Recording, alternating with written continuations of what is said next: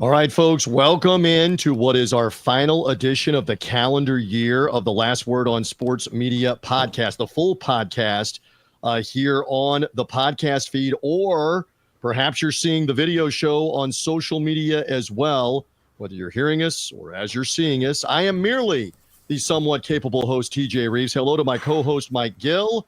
Good to be with you. Happy New Year. Happy New Year as well to Ken Fang of Awful Announcing. It has been like a traditional invitation extended to Ken Fang at the mid-year and at the end of the year to go over the sports media stories of the year. Ken with Awful Announcing. Good to have both of you. Mike, good to be with you, my friend, once again at the very end of 2024.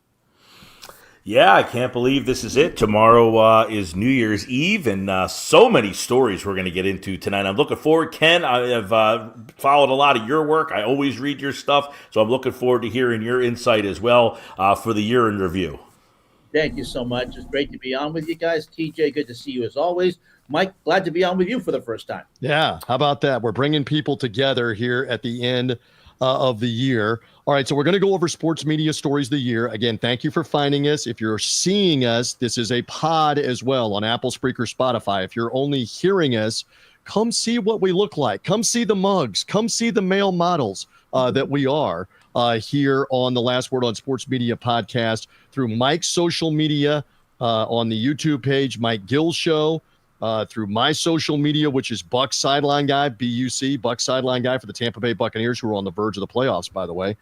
Follow Ken Fang as well, not only on Twitter, but on Blue Sky as well, Fang Bites and Fang's Bites as well for the newsletter that you have and the Substack that you have cranked back up. We love all of that here. So with all the promotional stuff out of the way, I wish we did not have to begin with this.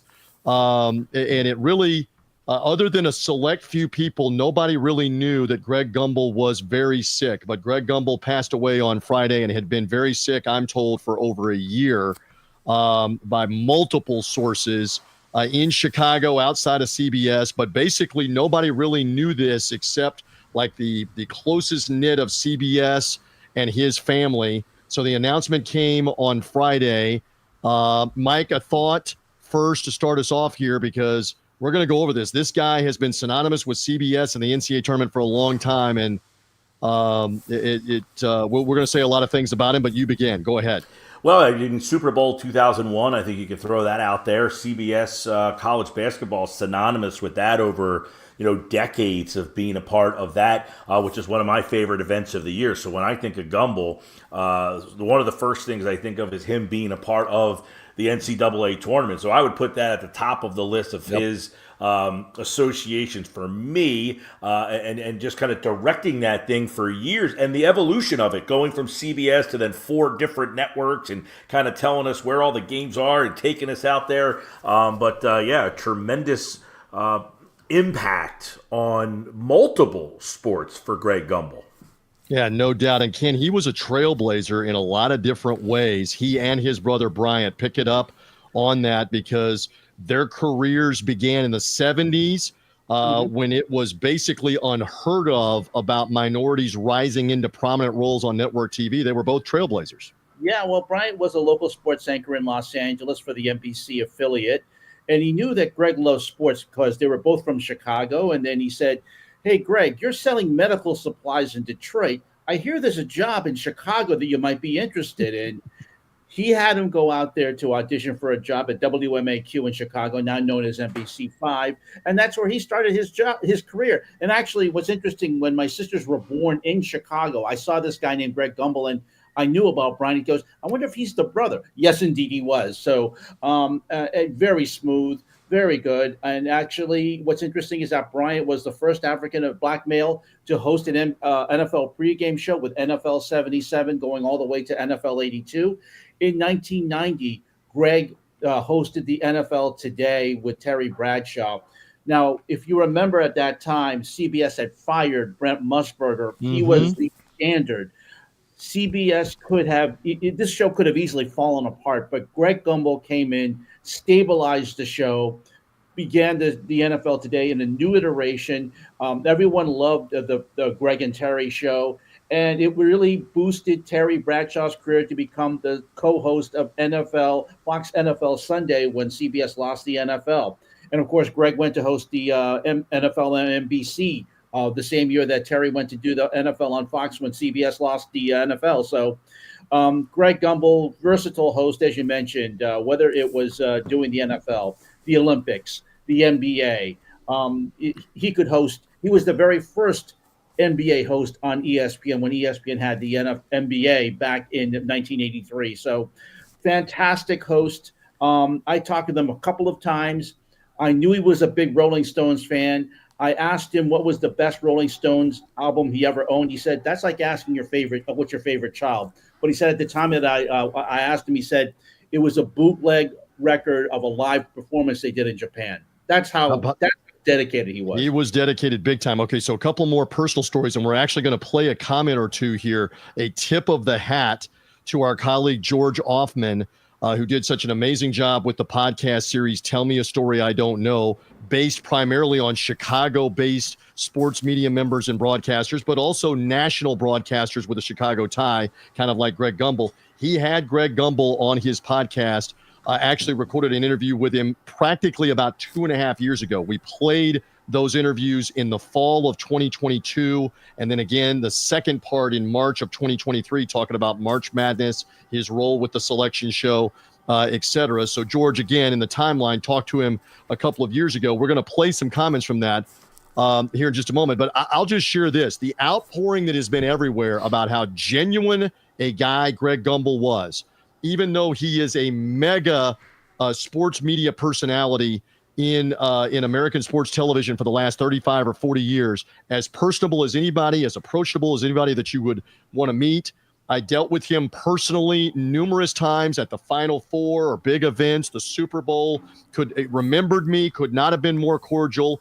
He would often tell stories with me on interviews about traveling and seeing the Rolling Stones in different places. He shared on one such occasion, I can't remember where it was, they knew him well enough that they had him backstage with them, the Rolling Stones, and Keith Richards actually gave him one of the guitars because Greg could play a little guitar, and he was sitting and holding the guitar backstage and was almost under the impression, did he actually just give me one of his guitars? But as it turns out, it was just a lend me, you can borrow this for a second, I'll let you hold it, and then I need it back to play later in the night. So Greg had told that story to me and to many others, that he was that devoted a fan of the Rolling Stones. But I can't emphasize enough, Mike and Ken, to the podcast audience or the video audience, that he would reach back to young broadcasters, mentor them, encourage them, on and on and on, all over the place, and not just at CBS. I'm talking about other broadcasters would contact him. He would get back in touch with them. Fantastic. So since we have this, let's play it for the audience. George leads it in about Greg being synonymous with Selection Sunday and the NCAA tournament. Here's the audio of that if it's a video audience. This, again, is George Offman talking with Greg Gumbel about 2.5 years ago about hosting on Selection Sunday. Would it be fair to say, Greg, that you now have one of the plum jobs anyone would want in the business, hosting the men's college basketball tournament, including Selection Sunday, always a must-watch event? You've done it now for 25 years. Good evening, everyone. I'm Greg Gumbel. Welcome to the NCAA Men's Basketball Championship Selection Show. Just a short while ago, the selection committee finished up this year's tournament brackets. 32 teams received an automatic bid, 36 await an at-large. Plum job is probably putting it lightly. I know that there are people who will give their right arm to be sitting there next to Clark Kellogg and Seth Davis on Selection Sunday, or sitting next to Kenny Smith and Clark Kellogg and Charles Barkley when the tournament begins, to be able to talk about what we've just seen or what we're going to see with them. And there are people who don't get that chance. And I am never, ever going to take for granted the fact that I've been very fortunate that to be able to do that. Every time, George, I start to complain about the fact that you sign off in the studio, those first 2 games, those first 2 days of the tournament are absolute murder. 16 games on Thursday, 16 games on Friday. The last game finishes up usually at about 1 a.m., 1:30 in the morning.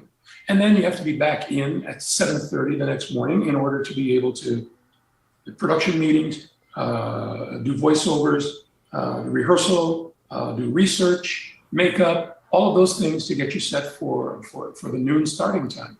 And then you do the same thing again. 16 different teams.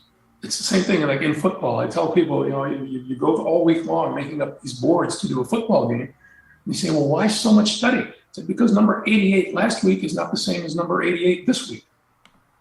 Yeah, so again, that's Greg Gumbel off the George Offman Tell Me a Story I Don't Know podcast as part of this podcast feed. Ken Fang, isn't it fair to say that is still the most prominent non-actual game, I think, in American sports television right now? The most prominent televised event that's not a game is that selection show, and he's been part of that for over 25 years previously. Pick it up on that, Ken. Yeah, when he returned to CBS after doing after NBC lost the NFL. That's the first event he did. He was the NCAA tournament. He wasn't very familiar with it, but he grew into it. He and Clark Kellogg have been there all from the beginning, from 1998 all the way up until this year, when unfortunately he did not do it. And we all thought it was a family issue. We now know what the reason was, but he was always there. He was the constant. And he was always there to say at the end to introduce one shining moment. It's going to be really strange to think that he's not going to be there to introduce one shining moment, because he was always there, saying, "Hey, welcome to CBS Sports and Turner Sports presentation of the NCAA tournament, and we start now with the West region, and let's go to the number 1 seed there." And he just did it. He was so smooth, and he was like your friend. He was like the guy who was going to say, okay, I'm in the bar, he's in the bar, we're going to talk about basketball now, or we're going to talk about football.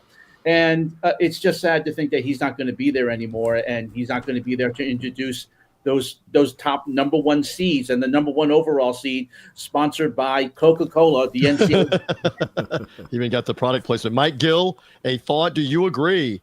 I mean, you can say what you want about Fox NFL Sunday, for example, or the NFL continuing on the NFL Today on CBS continuing on, or we're going to talk about Inside the NBA coming up.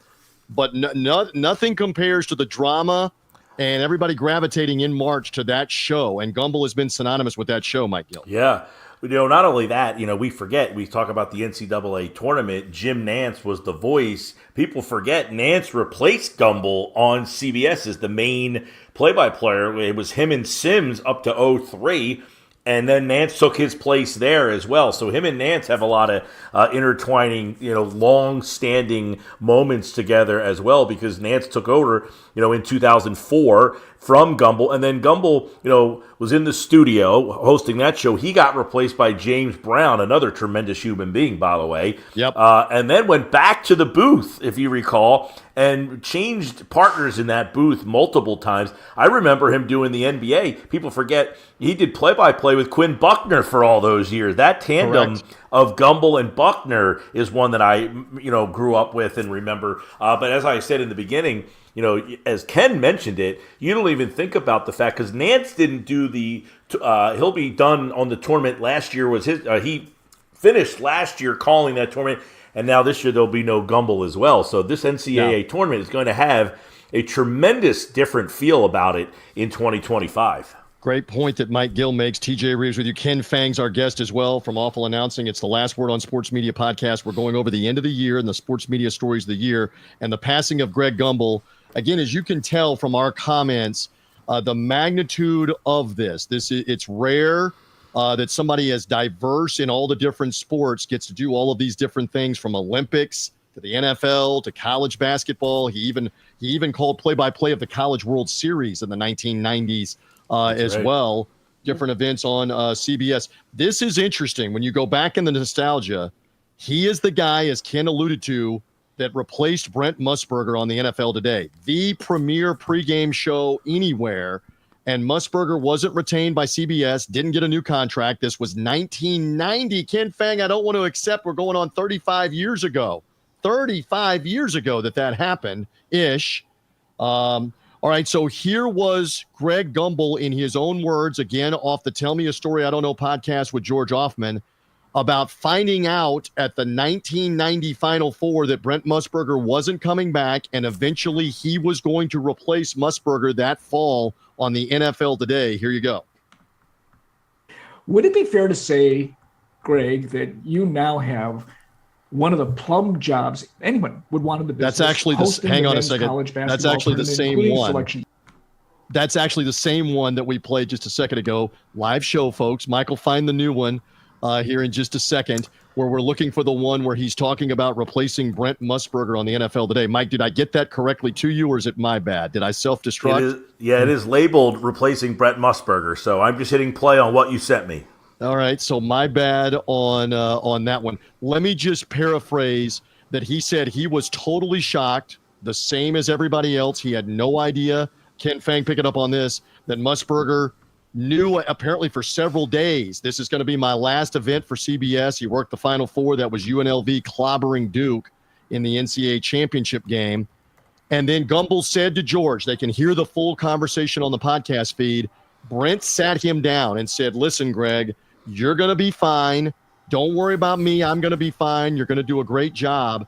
And he said that put him at ease. I'm paraphrasing here on being able to do it. And then Ken, pick it up. He and Terry Bradshaw became the NFL Today studio show basically for 5 seasons. 90 through 94 was the pregame show as they revamped it on CBS. Pick it up on that, Ken. Yeah, and don't forget, Brent had like 2 or 3 people with him, whether it was Irv Cross or Dick Butkus down the line in the late 80s.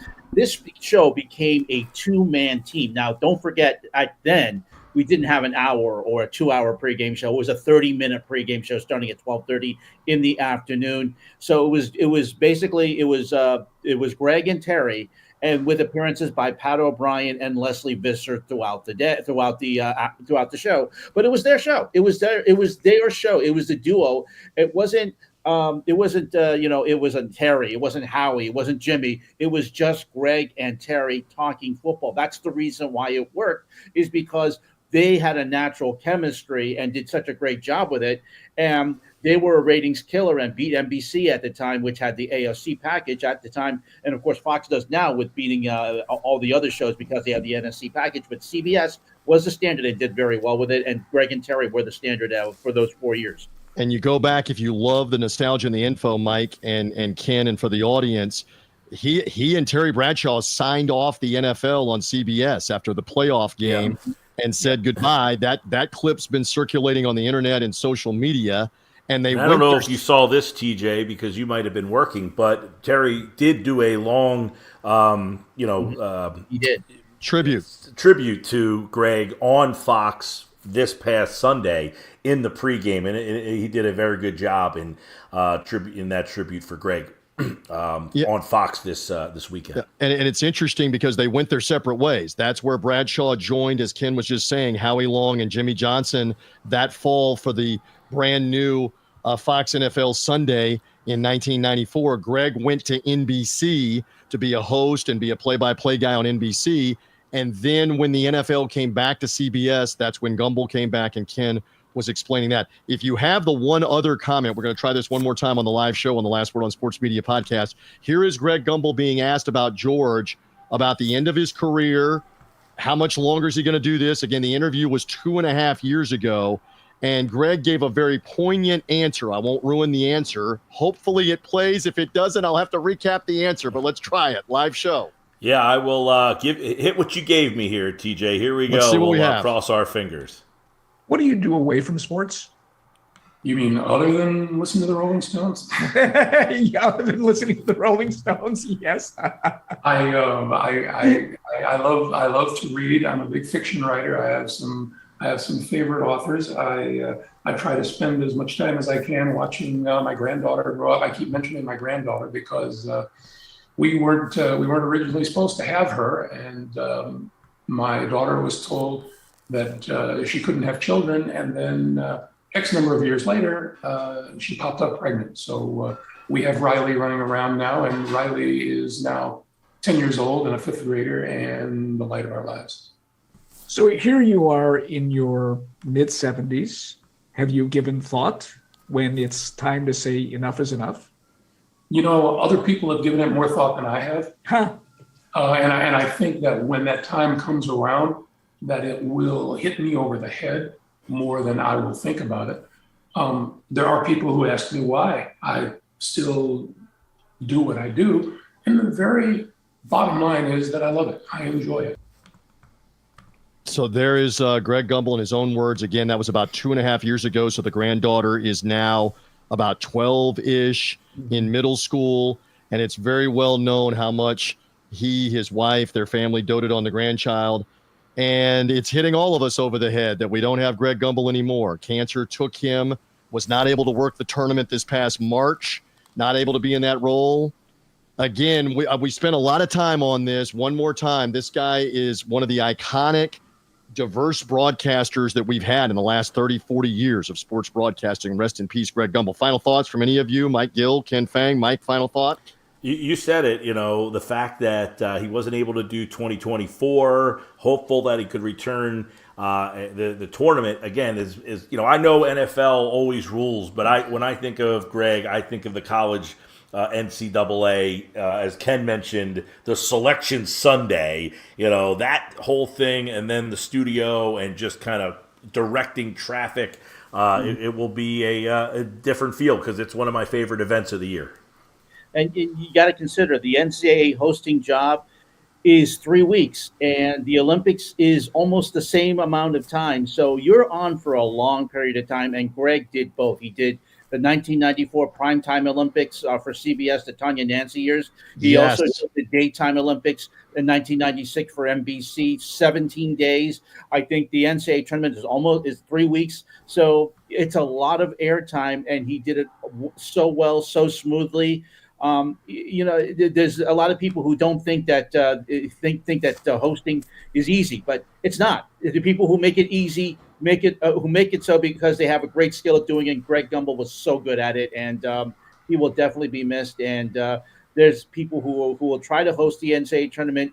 Ernie Johnson does a great job with it. He's done so well with it since 2013. But other people will come with it, and they may be able to hold up to that standard, but they won't be doing as well as Greg Gumbel. Love it. Adam Zucker is another one that they have been utilizing along with Ernie Johnson, and we'll see what they do in the coming years with that role. And again, I can't emphasize enough, tremendous off the mic, tremendous human beings. And we paid a great tribute here for really the first part of this show, the first half of this show for what we intended. We get going on this about Greg Gumbel and what he has meant, and obviously his brother Bryant as well as a trailblazer and famous for the Today Show and Real Sports on HBO, etc. Go find the Greg Gumbel podcast on this feed. Search his name, Gumbel, Greg Gumbel on the podcast feed, and listen to him in his own words with George Hoffman. George did such a masterful job with so many of these different interviews, including getting Greg to talk on many different subjects, including Ken and Mike selling medical supplies. Like Ken was mentioning, that's what his career started off as until he became a broadcaster. You find out all those things on George's podcast. So love it with that. All right, let's get into sports media stories of the year. Ken is our guest. Where would you go first with a sports media story that tops your list or maybe near the top of your list for 2024? What would you say, Ken Fang of Awful Announcing? One of the biggest stories, I think, has got to be women's sports on the rise. You got to talk about the Caitlin Clark effect, women's sports, women's basketball, the NCAA women's basketball tournament outrating the men this year. Now, granted, the final was on ABC, while the men's final was on TBS. So there's going to be comparing a little bit of apples and oranges there. But the women's final actually outrated and had more viewers than the men's final. Also, too, that you're seeing the rise in women's soccer. Also, a great viewership in women's volleyball this year. ESPN set a tournament for the NCAA women's volleyball tournament that just concluded this month. So we're seeing a lot of rising in women's sports and the viewership. I think it's a great. I think they're doing quite well with that, and I think it's going to continue. Women's sports is just going to continue going, and the ratings are going to be quite well for them going in 2025. I don't know if it's going to rise to the same level, but clearly we kept talking about like the boating metaphor is all boats rise in the tide. Certainly the WNBA ratings showed that. I think the NCAA tournament ratings will continue to have some success, maybe not as much. We'll see. But her effect, the millions and millions and millions that gravitated to the women's basketball regular season and NCAA tournament and then the WNBA season following it right up. I know, Ken, we were talking at the midpoint of the year that she basically didn't get a break. Like 2 or 3 weeks after the NCAA tournament, she was right in with the WNBA and helping that league. Yeah, she went right in, and thank goodness that the Olympic break came up, because she was really tired at that point. And then you could see the difference in helping the Indiana Fever get into the playoffs. I mean, granted, the Fever got eliminated in the first round, but the ratings continued for the WNBA all the way to the finals with Las Vegas and New York. So it was really great to see. Great to watch. It was great to see them go over well, and the ratings even for UConn and USC earlier this month on Fox between Paige Beckers and Juju Watkins. Fox set another regular season record. They have 3.5 million. I believe that we're watching that. I think it was after the NFL game, but it still retained a lot of audience, and great for the iconic UConn program. Think about that, guys. The fact that they gave it an NFL lead-in. Well, when would you see a women's basketball game following an NFL game? That was the lead-in. And if you watched Fox at all, they promoted that game as if it was going to be the national championship and game. If you haven't seen Paige Beckers play for UConn, I know Ken's big on that. And if you haven't seen Juju Watkins play for USC, it's entertaining stuff. They're just, as you're mentioning, basically exposing more people to, you need to pay attention to some of this. It's fun to watch. It's below the rim. It's not major college basketball in the NBA with the dunking and the above the rim and that kind of thing. But fundamentally, it's in a lot of ways a lot better to watch. So it's just different. It's different and it's better. Good stuff on that. So Mike Gill, to you, give me a sports media story of the year that nearly tops your list maybe for 2024. Jump in. Well, there's a ton. You talk about the women's game with the shots and below the rim. The NBA game, the ratings conversation and the inside the NBA and what's going on next with the NBA, going to Amazon Prime, back to NBC, the future of inside the NBA, the trade. Then Barkley kind of throws a wrench in it the other day on the Dan Patrick show saying, well, I don't know what they're doing. I'm talking to NBC and I'm talking to Prime. The future of the NBA, it's interesting. Everybody's talking about the three-point shot. Is that the reason? And then on Christmas Day, miraculously, the ratings were through the roof again. So what is the future of the NBA? It is now going to be a streaming product on Prime. One of the reasons I think the NBA numbers were up on Christmas Day was, one, they didn't have to go against an NFL game at night as they did the year before. Right. Two, obviously, the game was on Netflix, so if you were someone who just didn't feel like going to Netflix, maybe you just went and you had 2 bad NFL games. They were supposed to be good games. They turned out not to be great games. So I think that is going to be interesting. The inside the NBA future, NBA going to Prime, NBC getting back in. What is their announced teams going to look like? So I think the NBA kind of in flux because, hey, were they going to get big money? They didn't get only big money. They got more money than the NFL. So they had a tremendous year and now a bumpy end of 2024, which all of a sudden on Christmas Day looks like it's going to be a happy, merry 2025. But we'll see the future of inside the NBA. I'm sure we'll talk a little bit more about that, but that might be the biggest story of what happens next with the NBA. Yeah, the NBA is obviously a big topic. Ken, get in here. We saw a trade. Essentially, Disney acquired inside the NBA in a trade for other programming, other considerations, to continue that very popular 25-year run of that pregame show that's been on Turner. Ken, pick it up on all that Mike said there about the NBA, and there's going to be a lot of new. NBC back in. Who are the announcers? Amazon Prime now in, paying a bunch of money to have it on streaming. Go ahead, Ken. Yeah, it's a big thing, as Mike said, because Amazon's coming in. They're going to be all new. They're going to have, similar to what they did with the NFL, they're going to have to start from scratch. And we're hearing Ian Eagle is going to be their main announcer. Kevin Harlan's probably going to be the B announcer. We don't know who. I think they've hired a couple of people. I think the big thing is Taylor Rooks, who's been on the Thursday Night Football as a reporter. She'll be the host. So we're beginning to hear drips and drabs about who's going to be doing it. But as for NBC, the speculation is that Mike Tirico is going to be the main announcer. Noah Eagle will be the B announcer.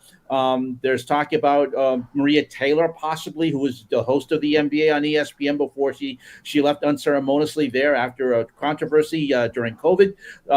There's talk about that she could be the host there. So it's interesting to see. ESPN, whoever thought ESPN was going to be the constant in all this, because they're always in flux with their studio show. So it's going to be fun to see who's going to be coming in. NBC still hasn't signed Round Ball Rock yet, so the iconic theme from the 1990s still isn't there yet. So all this is just one big piece of flux until we finally find out what's going to be happening until at this point. And as you mentioned, Mike, Charles Barkley, I think eventually he'll sign with Turner. He does this every single year. He always says, I'm not signing, I'm retiring, I'm leaving, this is my last contract. This has been his last contract for the last 10 years. So Charles Barkley will find a way to get the more money out of Turner and Disney and manage to find a way to stay. And it'll finally, we'll see Kenny and Ernie and Shaq and Chuck all on the show, maybe with a little bit of an ESPN element, whether it's Stephen A. Smith or Scott Van Pelt, who said today he wants to be part of it. Who knows? But at least they'll all be back. I'm pretty sure of that. It's an amazing show. I mean, we talked earlier about the NFL Today and how out in front that show was, popular, prominent, the standard. And really, this has been the standard NBA pregame, halftime, and postgame show for the better part of 25 years, and they traded for it. Disney traded for it. Mike, you got one more point on that? Well, and I think to piggyback on that story of the Inside the NBA, one of the sports media stories of 2024 is streaming and the future, and the outsourcing. We saw ESPN outsource basically Pat McAfee's show from YouTube. They said, we're going to take your YouTube show, put it on TV. You can curse. You can do whatever you want. There's no commercials. You get 2 hours on TV and on YouTube. And what does that mean for the rest of the industry? Stephen A. Smith now, he's won over 1 million subscribers on his YouTube channel. He's saying, I don't need you, ESPN. So if you want me, you're going to have to let me do X, Y, Z, A, B, C, and D. And that's becoming the next thing. This Pat McAfee deal, he doesn't get a lot of viewers on linear television, and ESPN doesn't seem to care about that as much as what he does on social media. So we're seeing the linear platform viewership not be as important as the digital platforms, and that is throughout sports. Netflix, Amazon Prime, they're getting numbers. I mean, they're getting numbers. The constituents are saying, we will find you. Sure. We will find where you are and go watch you. We are seeing the evolution of the younger generation doesn't really watch TV. I've got 2 teenagers in my house. They primarily look at social media and YouTube more so than television shows. So Ken Fang, pick it up and tie it in at the end of the year here. Netflix had the 2 Christmas Day games. We know Peacock had an NFL play-by-play, an NFL playoff broadcast. We've seen Amazon for the last 3 years have the Thursday night game every week. We are headed, obviously, we are young enough, guys, I think, where we're headed that a lot of this, if not most of this, is going to be streaming. It's obviously headed that way. I will say real quick, Apple TV has the MLS. I think one thing that has happened there is MLS is completely off social media. That is where they get lost in the sauce. They might have got money from Apple TV, but they are not a part of your social media feed at all. Interesting. Apple TV had Major League Baseball Friday nights. I can't imagine anybody's watching those games. So it's got to be the NFL. We'll see what happens with the NBA. But MLS is getting no buzz from this. The Roku channel, if you remember in the past, Facebook tried to do baseball games. It's the NFL that is the king of getting the streaming. But Ken, pick up on the point that, you got to have, you're going to have Amazon to see NBA games, national games. So just pick up on this point, including the Netflix Christmas, whatever else you'd like to turn it into or tie it into. Well, Netflix is now going to be a player in sports media. Yes, they have their. We thought they're going to be doing standalone events, just Christmas Day, and maybe the Tom Brady roast, and of course the Jake Paul and Mike Tyson fight, which didn't go very well, but had a lot of viewers. But now they signed in very quietly in December. They outbid all of the traditional networks for the 2027 and 2031 Women's World Cups, the U.S. rights. ESPN didn't bid for it, apparently, because they knew that Netflix was going to outbid them. They outbid Telemundo, Fox, CBS. And while CBS and Netflix had the partnership for the NFL games, CBS produced them. I wouldn't be surprised if they bring CBS back to air some of those games, because FIFA does require some games to be shown on traditional linear television. But Netflix is going to be has signed both of those events. They have the inside track for the FIFA Men's World Cup now, and I wouldn't be surprised if CBS they sign CBS, and now Netflix is going to be a player. I wouldn't be surprised if they sign something bigger like the Olympics down the line, because they have the worldwide infrastructure and they can get the viewership. Obviously, NBC was utilizing Peacock a bunch for their Olympics, summer, winter Olympics, etc. The last couple of go-rounds. That's going to continue with the streamer. I thought it was interesting here at the end of the year. I was around Ian Eagle and Charles Davis of CBS. They were broadcasting the Buccaneer game with Carolina right after Christmas, right before New Year's, depending on when you're hearing this, when you're seeing this, in Week 17. And I got to talk to Ian Eagle for a couple of minutes about the Netflix broadcast, and he said, listen, they went all out. They hired a bunch of the CBS production people to have the look and the feel like what you see on CBS or Fox or ESPN or Amazon with it. And I pointed out, and I think a lot of other people, that once you settled into the start of the game, the graphics and how it looked like, Mike and Ken jump in on this, it looked like what you typically see. Yeah. And so if they have that money and they pump it into the production and the look of it, then I think a lot of people, will not look at it as foreign or disruptive or different, because can pick up on that point, what Ian was talking about. It looked a lot like a CBS or a Fox game would look like on Sunday. And also their pregame people, they were produced at the NFL Network.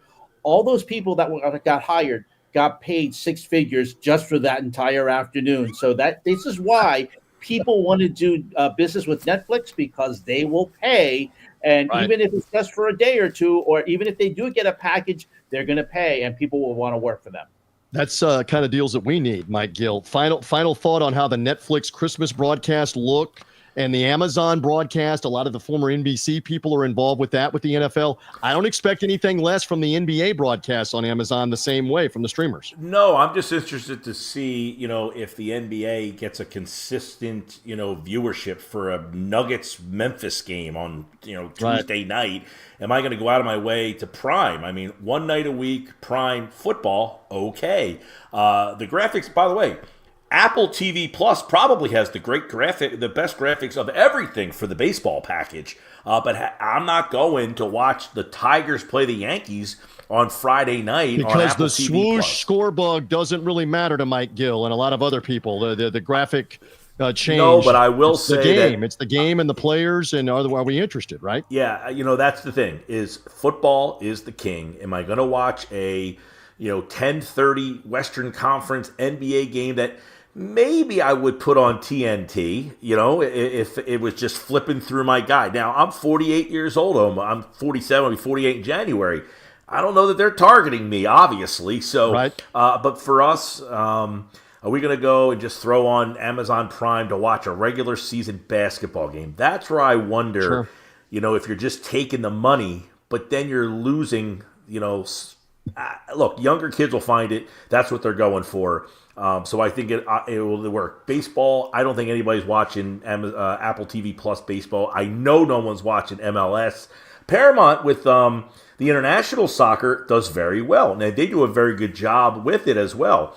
So we'll see. The NBA one is definitely very interesting to see if that ends up working for the NBA. That's the voice of Mike Gill. Ken Fang is our guest from Awful Announcing. Mike and I on the Last Word on Sports Media podcast, Sports Stories of the Year. Hey, Ken, just pick it up on this. The night we're doing this is the final Monday Night Raw. Say whatever you want about professional wrestling, but it has been a staple on Monday nights on the USA Network, and it's about to move to Netflix on a $5 billion deal. 10 years, $5 billion. It's about to move to the streamer as well. So when you talk about the younger crowd, the pro wrestling crowd is a younger demographic, a younger target.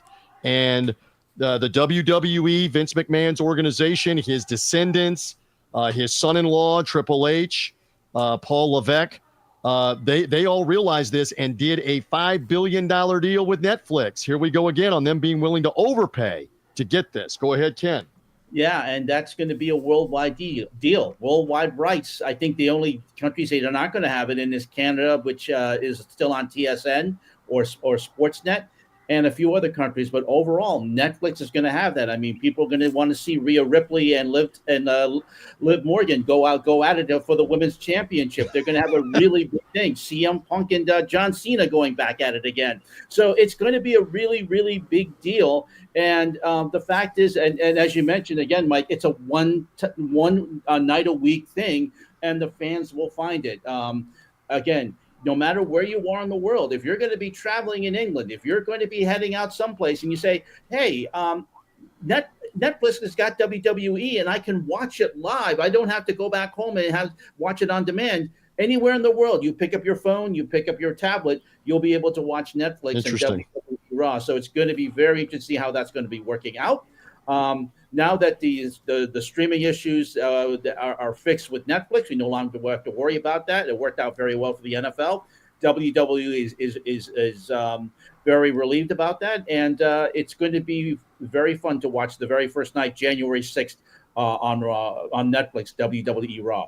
Coming here in a couple of weeks. That's what, again, they started that program, I believe, in 93. Ken, help me. When did they start Raw on USA Network? Just about then, because it used to be primetime wrestling with the great Gorilla Monsoon and Bobby the Yes. Balloon. To me, one of the great sports broadcasting duos in sports media history. I don't care what anyone says.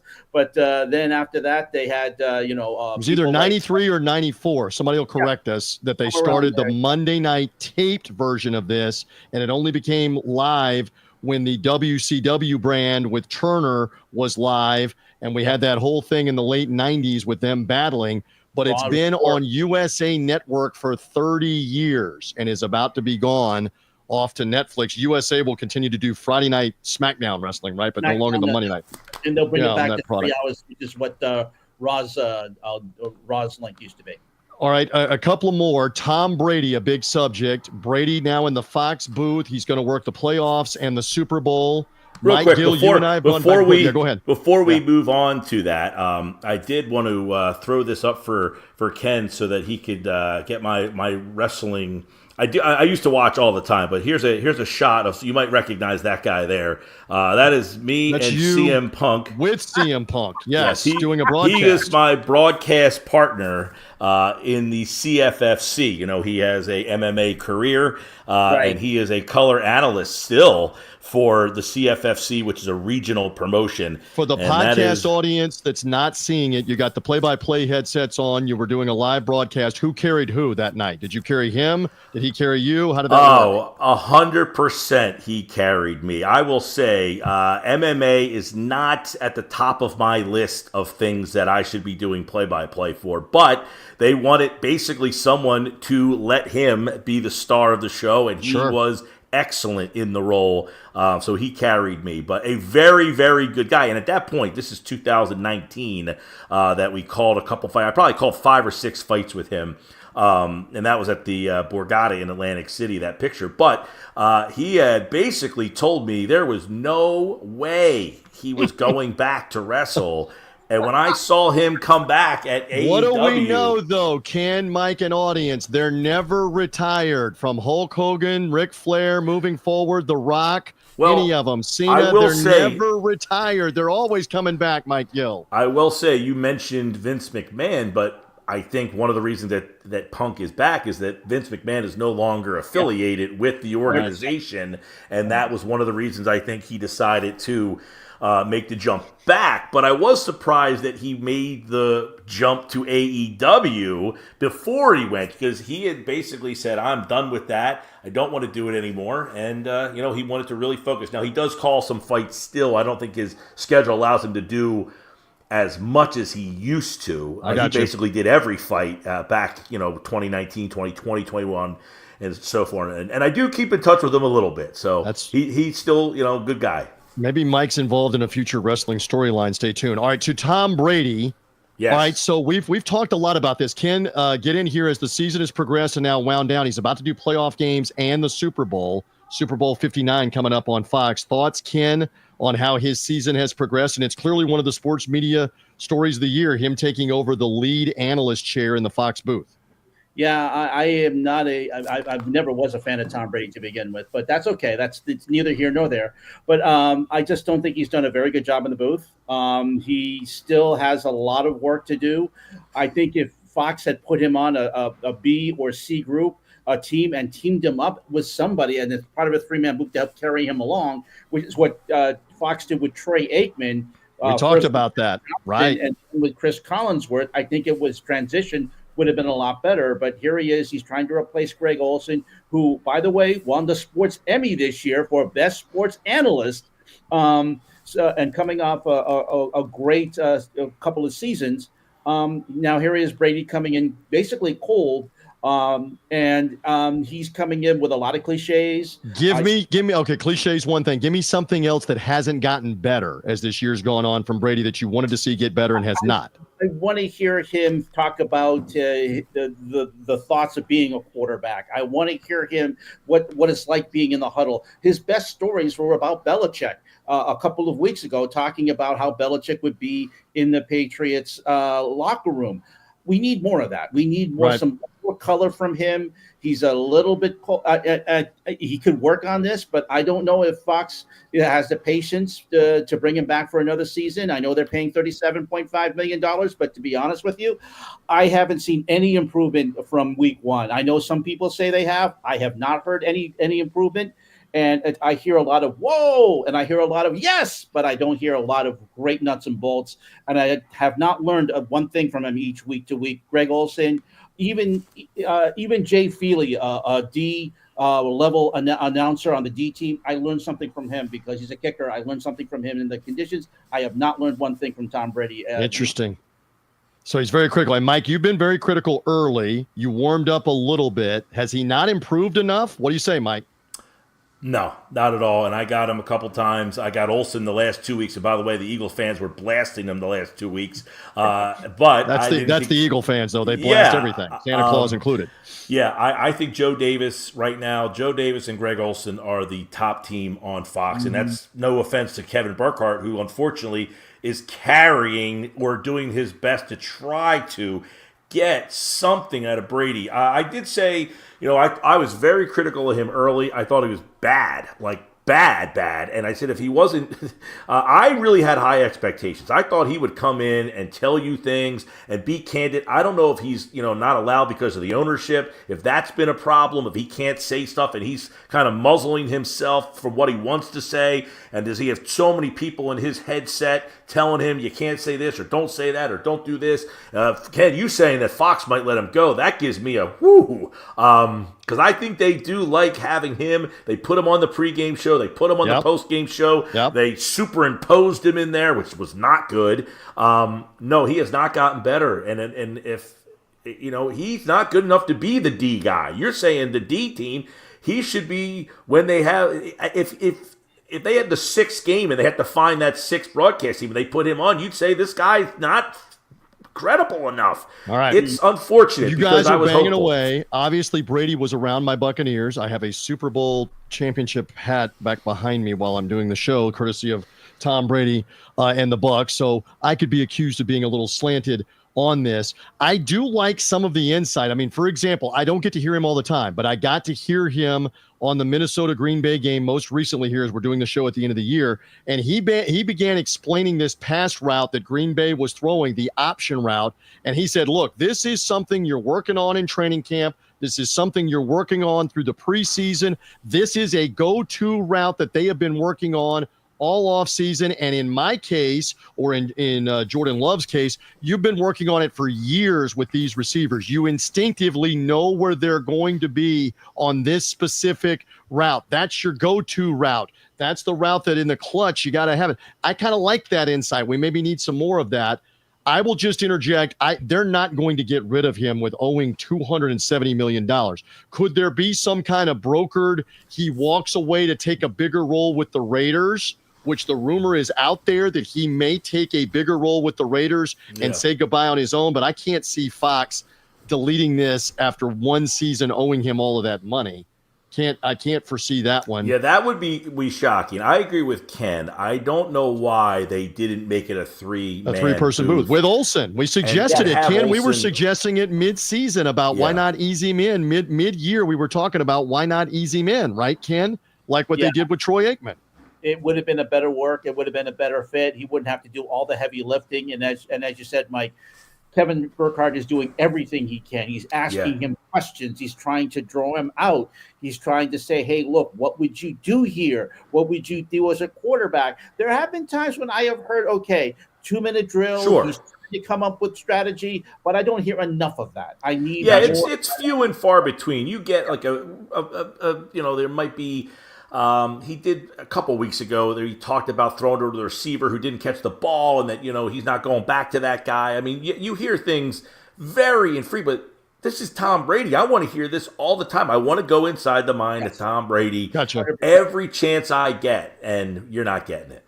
All right, we only got a few moments left because I promised Ken and Mike we would do this end of the year thing and be done in a certain time frame. I saw Jeff Darlington of ESPN in the Buccaneer press box in the Buccaneer booth on Sunday for the game with Carolina at the end of the year here. Jeff was part of one of the sports media stories of the year, Ken and Mike, when he covered the PGA Championship, an off-season duty of his for ESPN, that major championship as a golf reporter.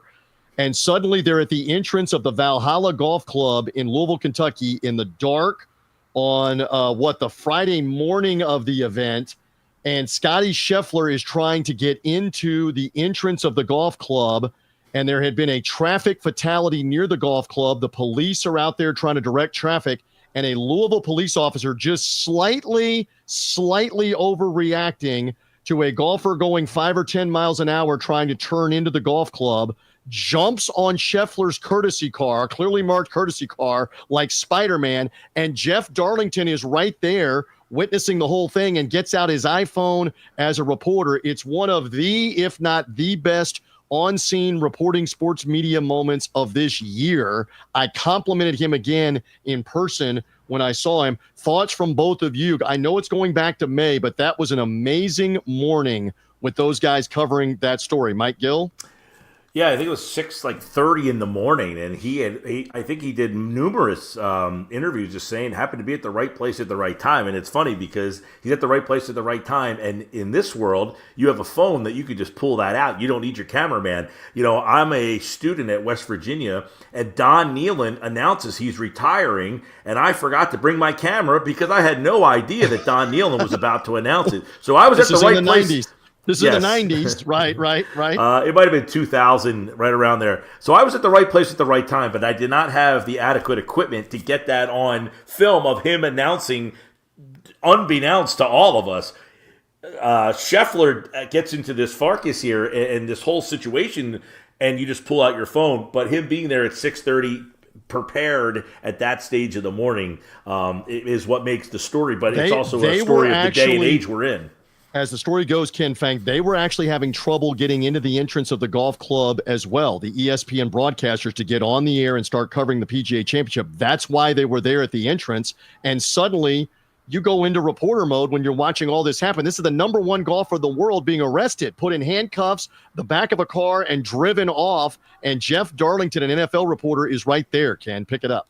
Yeah, and a lot of these reporters have backgrounds in news before they've ever become of going to sports. So Darlington knew exactly what to do. He covered it correctly. Scott Van Pelt was the host at the time. He knows exactly what to do. He didn't go over the top. He didn't go into first take mode. He just said, look, this is what's going on. He was understated, and that's where ESPN owned the story. Here's the Golf Channel, which is in highlights and in recorded mode. They were 3 hours behind the story until they Unbelievable.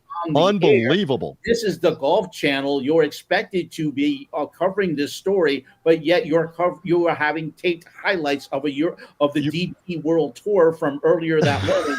And the LPGA Tour, right?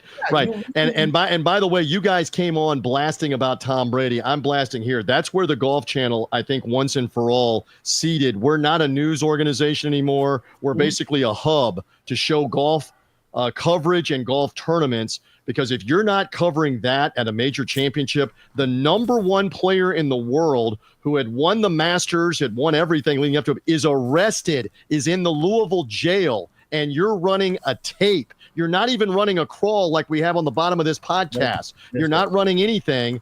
It's an amazing sports media story. Listen, we've only got 2 or 3 minutes left.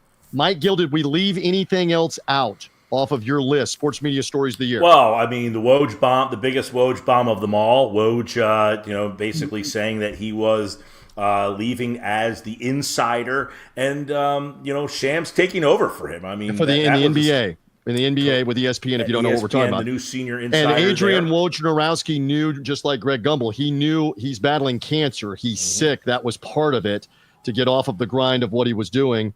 I didn't mean to hijack it. Anything else, though, on that? And now Shams Charania is now... Yeah, Shams Charania is now the new NBA insider for ESPN, and obviously they had a background and a history, whatever it may be, but now a much different face of the ESPN news-breaking organization there.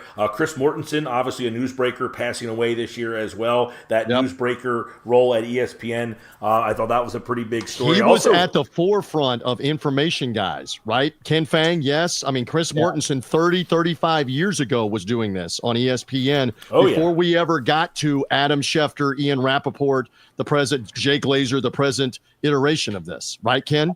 I mean, Will McDonough was the first, and then Chris Mortensen was the second, and Mortensen was always there to say, hey, look, and he would say, I don't think I'm right. I don't care to be first. I just want to be right. And that set the standard for a lot of ESPN insiders today. Yeah. No doubt. I would throw out quickly the changing of the guard of College Game Day. Lee Corso's still a big part of the show, but the 2 new media guys this year, one, Bill Belichick, obviously, and now he's out of the media as he's going back to coaching. But Nick Saban, Pat McAfee jumping in and really changing the dynamics of an iconic show, which felt a little like it was losing something, and then blam, it just jumped back this year. McAfee Massive with the ratings. kicking thing. Massive ratings as well. Massive ratings. Saban jump. being a part of that show, I thought that was a big story for the college football world, which, by the way, there's college football playoffs. TNT's involved with these playoffs, and those ratings were not very good. I still don't know why college football decided to go against the NBA, the NFL, for their college football playoffs. I thought that was a mistake. I don't know why nobody has any sports on Christmas Eve is another one for me. Christmas Eve. Ken Fang, anything off of what Mike said or anything else for sports media story of the year before we have to go?